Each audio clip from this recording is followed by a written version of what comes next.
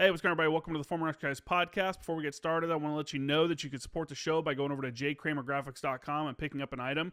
We also do discounts for group orders, so if you're looking, your unit, your business, whatever, is looking to do a large purchase, reach out and I'll send you a discount code.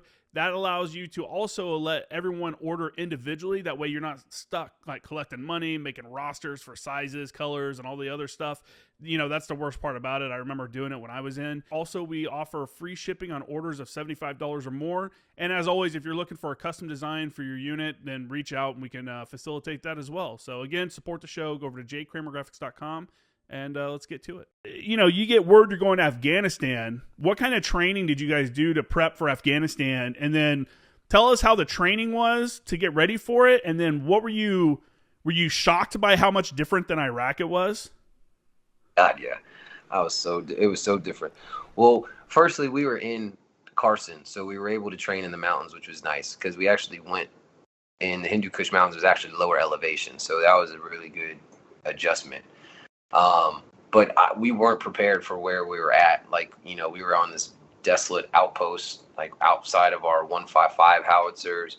And then even like I went to MLOC, which is Mortar Leader Course School. I think is also in Benning. Yeah, I was in Benning for that too. So like you come out, like I went on deployment, like weapons expert on every single mortar system. I'd hung hundreds and thousands of rounds training. But then when we got to our base, we were the bottom of like a valley with like 3 mountains surrounded on either side of it. Actually, really all sides of us, but one was like a valley out.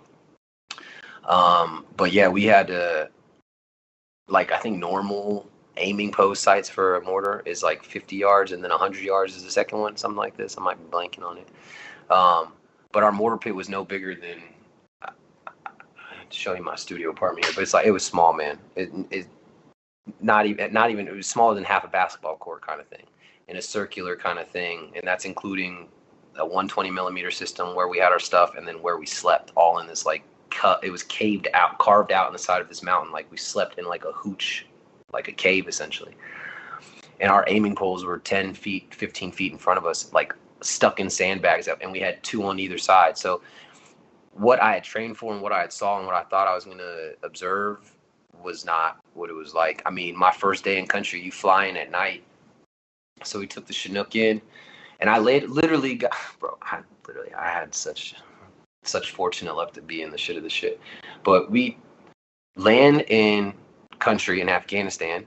We take a bird to a place called Fob Bostic, and we're going to be at Bostic, like doing the ride in, ride out for 1-7 Cav. I think they were out of Fort Bliss, something like this. So we thought we were going to be there for like a month. They come to me, they're like, hey, you're on the first bird out tonight. I was like, what the fuck? Like, I literally just got in country, like, not even 8 hours ago. And within 12 hours, I was on a bird to Keating. And we go at night, nods are on. I'm looking down at, like, this putting green, like, this little putting green on either side is, like, river flowing. We got this sling load. I'm like, where the fuck are we even at? Sleep in this hooch. Next morning, sun comes up, completely surrounded by 3 sides. Not even 10 minutes later, we get attacked. I was in flip-flops my very first firefight. I was in flip-flops and PT shorts. Didn't have any. I had my M4, my M21, the sniper rifle. I come out with that. I hadn't even been given like a combat load for magazines or anything like that shit. I had to go to the ammo point at the base that morning to get my shit. So I literally came out in PT shorts, flip-flops, and a sniper rifle with like 15 rounds on me for my first firefight, day 1. I was like, fucking hell. Like, and then the second question, how different was it from Iraq? Bro, I was mounted in Iraq. Like, yeah, we did a lot of clearing, but my friends that were killed in Humvees by EEDs and EFPs, and fucking Snell was killed by a sniper, but like real urban type shit. And then I get to Afghanistan, it's like, bro, these dudes are fighting you toe to toe. Like my first firefight, I damn near killed an A&A guy. I didn't realize we had A&A infiltrated with us on our base. And I just saw this clearly not American guy with a AK-47 barrel melting, and bro, I damn near shot his face off, bro. He's lucky I didn't have time to shoot a second one because first one missed him, and then they started yelling like, no, friendly. I was like, damn, bro, because he actually ducked behind a rock. I could see his peeping up and up, so I couldn't really get a good shot at it, so I tried to ricochet it off the rock he was on, like hit it down, and he came up with his hands up. I was like, oh shit, like that's A&A. I was like, well, y'all need to give people heads up before you fucking tell them about to get in a firefight, bro. I'm out in the middle of Afghanistan. Like, dudes looks like He's one of them. Sorry, not Sorry, bro. You've been there for 12 hours. What are you supposed to do, you know? literally. Sun has just come up. I'm getting shot at. Yeah. And that was like the precursor, because actually rewind before we even stepped foot in Afghanistan, coming home from Iraq, we had been told a story that our sister platoon, Fritchie, they had killed like 6 guys at the wire with hand grenades. And we are like, who the fuck is still throwing hand grenades? Like, what the fuck? Like, where are we going? And so then we get attacked, and I'm just sitting there fighting. And then on October 3rd, I threw like over 50 hand grenades. I had a Mark 19 barrel full of hand grenades that I was literally throwing out of my window, like out of my hooch, cooking them as well, like cooking them 1,000, 2, 1,000, 3, then throwing them. Like, so I was like, okay, yeah, they're right. We were throwing some hand grenades. But yeah, Keating and Afghanistan was so much different. Like, it was just, you couldn't fight a fair fight. Everything was uphill. The mortar systems, we had a 60 and a 120, so I could handheld and shoot the 60s within 360 radius, 7,400 mil. But I could easily defend and shoot the mountains that we could see. But man, it's not how you train. It's not, you don't even shoot mortars that way. Like, everything was so unorthodox of how we fought, how we would do our carpet lining as well, like traverse and search missions with white phosphorus. So we'd shoot white phosphorus first, do a whole line of white phosphorus, and then come in and hit it with 3 to 6 meter air burst with HE. It would just disperse all the HE or all the white phosphorus, and we just burn a side of the mountain at a time, because it's just like, can't really. It's just hard to explain how much fire we would come upon, or how much they would suppress us, or just hit us in the morning, or hit us at night, or there'd be, a team of guys over there, or a team of guys over there. So it's like you only have 3 mortarmen in this pit trying to cover a 360-degree terrain, and you're at the bottom of 3 mountains. So it was really hard to like even. That's why a lot of the videos you see is I'm on the 240 first, bro.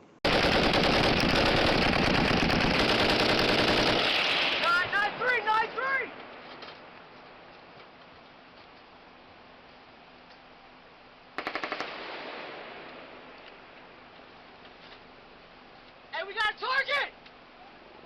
9-1, how many rounds? Hey, 4 rounds, 9-1, let's go, let's go! Go!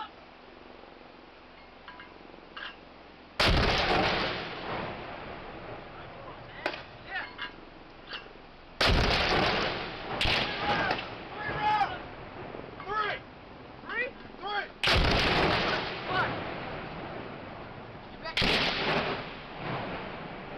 Get back up on the gun. Fire! We got it!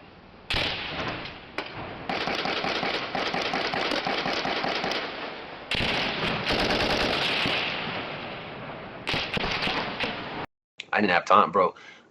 I had several times where the mortar tube was shot, was hit, was pinged. They were dialing. So I couldn't even get to my gun until I put down suppressive fire.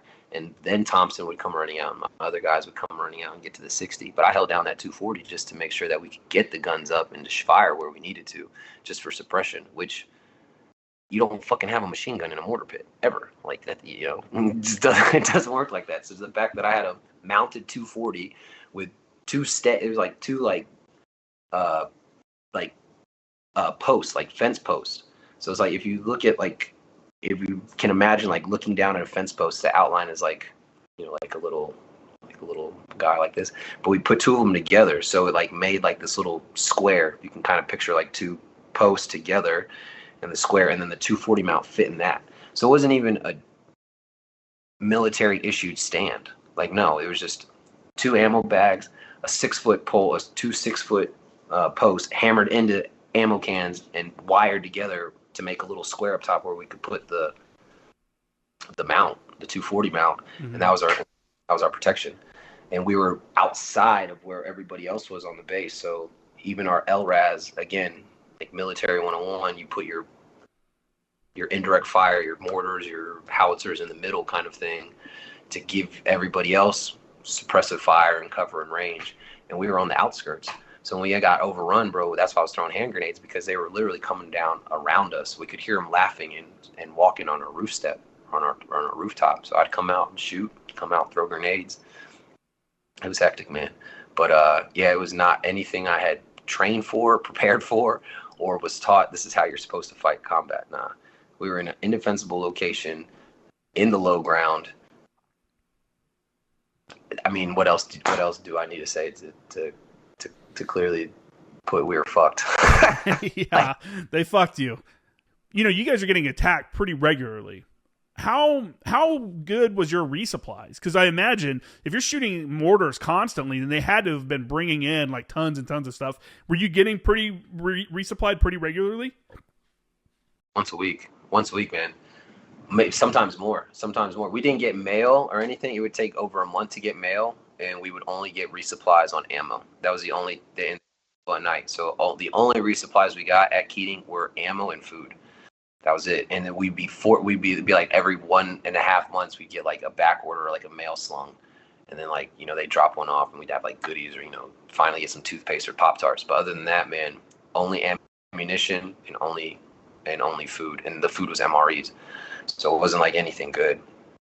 But no, we had resupply. We had an ammo point we shot over 2,000 rounds and I was only there for 4 months. We had an ammo point that had, I think we probably had an additional like 2,000 rounds to go. The 60s, we had about 1,000.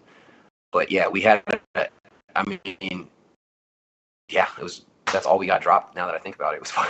Just ammo. They're like, hey, you're here to fight.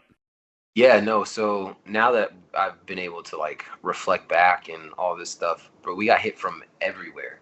And so the first few months, like if I would take you through like a chronological like rotation of my camera points, is we would get attacked from the north, right? We get attacked in the morning, and then we would fight, boom, boom, boom, have like pre-plot missions, and then the next day they'd hit us from like the east, and then the next day they'd hit from the south, and then a week later they hit us from the north. So we'd get like dialed in at like 3 to 4 days at a time during we'd fight these groups of Taliban, and then they'd shift on us.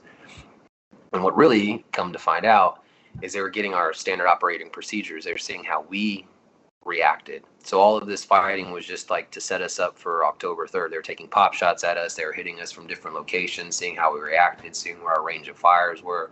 And so for the first 3 months there, I mean, we got attacked. I don't like to say every day, like, because it's like, oh, that's just like, but I mean, in like one way or another, we were in like 3 to 4 firefights a week. So it really felt like every day, every other day, we were getting shot at, taking pop shots. People were hitting us, taking mortar rounds.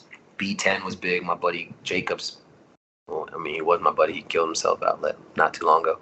But hit with a B-10 round, split his face open. Bro, we were taking so much indirect fire from like just different locations. RPGs you could just literally come over the ridge of a mountain, shoot an RPG into our base, and then retreat back, and you wouldn't even be seen.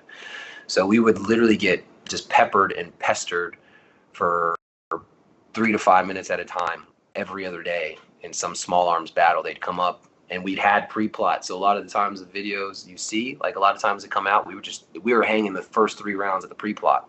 It's like, hey, that's where they hit us, because we were pre-anticipating. We'd be like, okay, well, they hit us here yesterday. Well, let's leave the gun in between these 2 spots, and we can, if we get hit from there again, we just come out and fire. And so that's what it became, because we were trying to guess where they were going to hit us from next. But what they were doing was they were getting our timing, our movements, how we reacted. If they hit us here, hit us there. And then on October 3rd, when they hit us with the warm of stuff, man, like that's why the mortar pit, my buddy Thompson was killed first. He was hit by a sniper in the head. And then we were pinned down the entire time. Like everybody was pinned down. Like they just had constant barrage, making sure that we could not get any of our guns up. And I was firing the 240 from my kneecaps, bro. I would go up, poke my head up, and as soon as I poke my head up, it ding, ding, ding, ding. They're like I remember holding down, and there were weeds.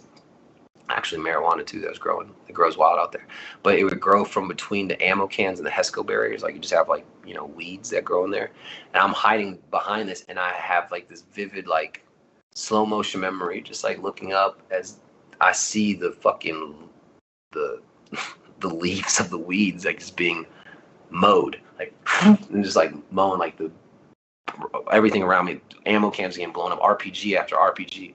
That's how I got shrapnel. I got shrapnel on my neck from RPG and both my legs from another RPG when I ran out to go try to drag Thompson back. So we were just completely just pinned in and dialed on. And so like to your question or like how it was just really just them like setting us up to see how we were going to react. And then when they came with everything they had on October 3rd, they knew exactly where we were coming from.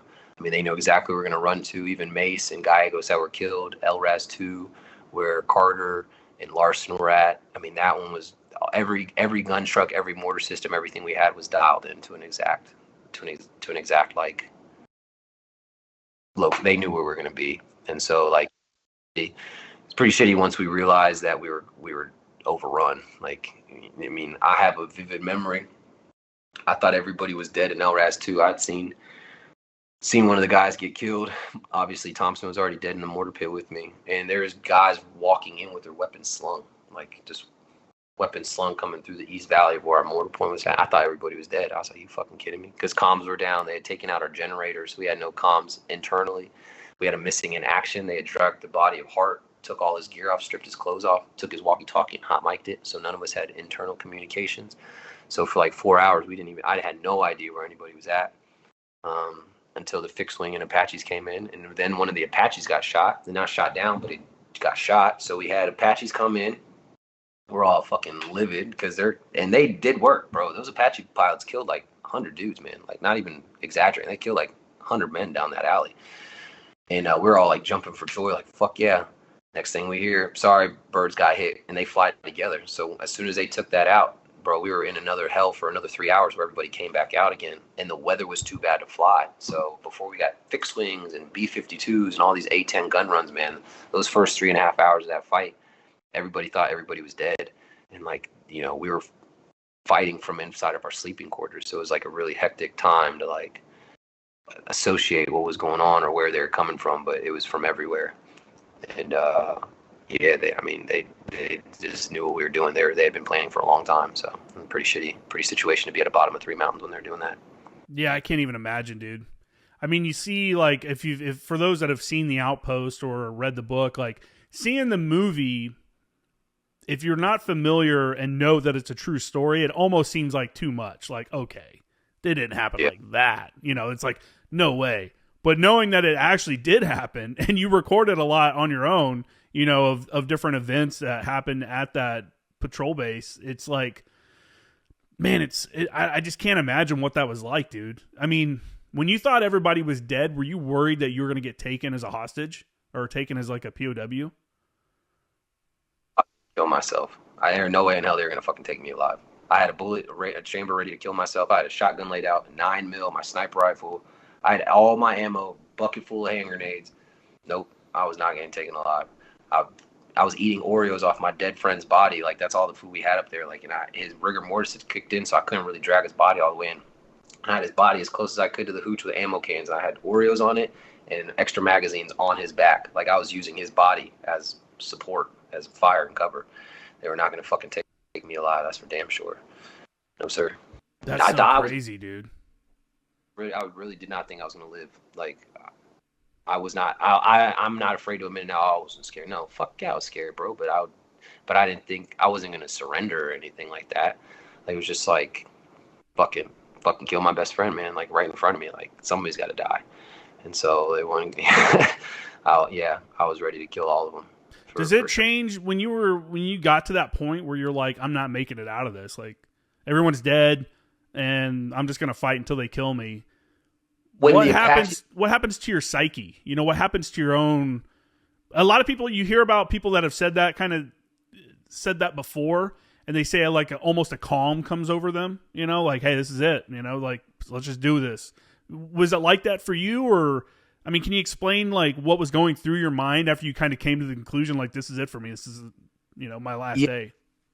It came down because we didn't really have. It was when the Apaches got taken out of the picture, and we were like, oh shit, like if the Apaches can't come in, yeah, gun runs and all B-52s, they do a lot of things, but it's not like an Apache. When Apache comes in, bro, like, people run for the tunnels. Like, you know, the A-10 gun runs are big too. Like, they fuck a lot of shit up, but the Apaches are like really where like the Taliban run. But they had Dishkas set up in the mountaintops, and that's what hit them. So they're waiting for them to come down the valley and then like just lit them up, right?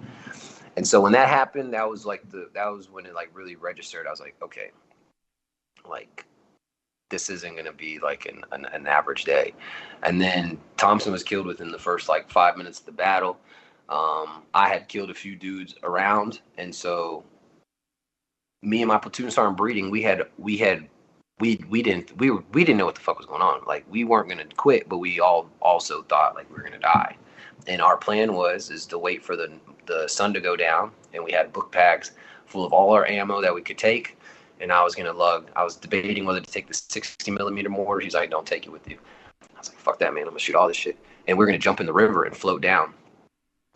So like to say like I was calm, I don't know if I really was calm, especially when the bomb runs started coming down again, because they dropped like a ridiculous amount of payloads. It's like it's called like going Winchester when like a B-52 drops everything. We had that twice in one day, and they'd only done it like twice since the initial invasion in 2001. And then yeah, we were having 2,000-pound bombs dropped on us, like on our base, Mm-hmm. and and J-Tech would tell us like, oh dude, 600 meters is danger close. You don't even practice. You just read it that 600 meters is danger close. You never call on anything less than 1,000 meters or 2 kilometers out. And we were having bombs dropped on our base, no bigger than a football field, 2,000-pound bombs. So I was actually almost more scared at times that I was going to die by like a friendly fire, because I don't think there are many people out there in the military. Like, yeah, if you're on our side of the military and you're dropping bombs, you can like feel the impact or concussion, or say like, oh, you saw it blow up from 2 kilometers out. But until you've been under a 2,000-pound or a JDAM bomb blowing up literally 50 yards from where you're sleeping, that shit is bro. I thought I was gonna shit my guts out. Like my stomach, and like I'm like in a hooch with my platoon sergeant. We're hugging each other, and the doors are blowing open, fucking dust, and just shit is flying everywhere. You're like, can't even keep your fucking face on. And that's one after another, after another, after another, after another. I thought I was going to die more by that. And then when those would come to a lull, and like, the Apaches are coming back up, we started fighting more and like getting more ground, and comms were getting back up.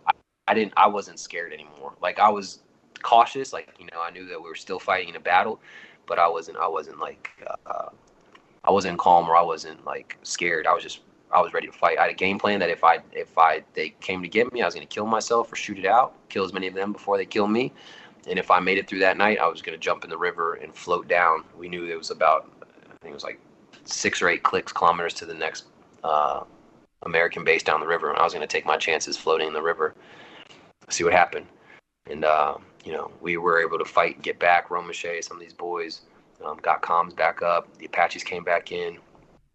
Kiowas came in as well. It was another bird group that came in. And then by the end of the night, we had 10th Mountain was our QRF or reinforcements. They came to the top and worked their way down. And they even got in contact on the way down the hill. It was QRF. They killed like 2 or 3 more guys on the way down. Bodies after bodies after bodies. They killed 2 or 3 more. And so, I don't know if it was a calmness over me, but I was definitely, it was weird. Even like thinking about shooting at some of the people, man, like, you grow up shooting squirrels, and it's just like, you kind of have this like concentration that comes before you pull any trigger. And it just kind of like related back to that, just me shooting, just target practice, like staying focused, come out, take the shots I can take, get my head back down. Like, don't overthink it. Like, just gotta just keep fighting. And I tell people though too, a lot, Thompson's body being stuck in the mortar pit and outside of it, I attribute that to why they actually didn't come in and like come into our hooch. I think when they would come down, they would see his body, and they kept just running down the side of it. Like, okay, that's done, keep going. And so it was really, I feel like his body was riddled by the end of the day. Like, it was really bad.